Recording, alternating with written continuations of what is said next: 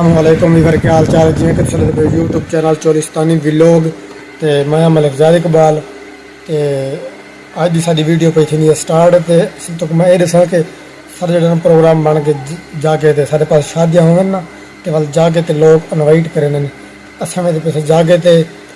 उत्थां मैं ताकू दिखेसूं कि क्या माहौल होंदे किवें झूमर लोग खेदन सारे इलाके दे ते जे सारे चैनल ते नमें आ गए तो सारे चैनल को सब्सक्राइब कर गिनो ते बेल आइकन को ऑल कर गिनो ताकि सारी जड़ी वीडियो है तारे करे मिस ना थी ते उम्मीद है कि असां अच्छी तो अच्छी वीडियो वास्ते गिनो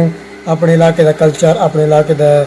रीति रिवाज जो भी है मसलन के उताको व्लॉग के हिसाब नाल तो असां जो ना पेश करे सूँ अच्छी तो अच्छी वीडियो बने सूँ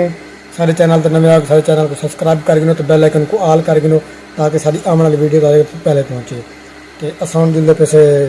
प्रोग्राम थे वो तो मैं तारे नाल दिखे सूँ कि क्या हिसाब किताब है सारे इलाके के लोग किवें झूमर खेदन ते किवें हिसाब किताब होंदे किवें संगत साथ होंदी है जुलदे सूँ।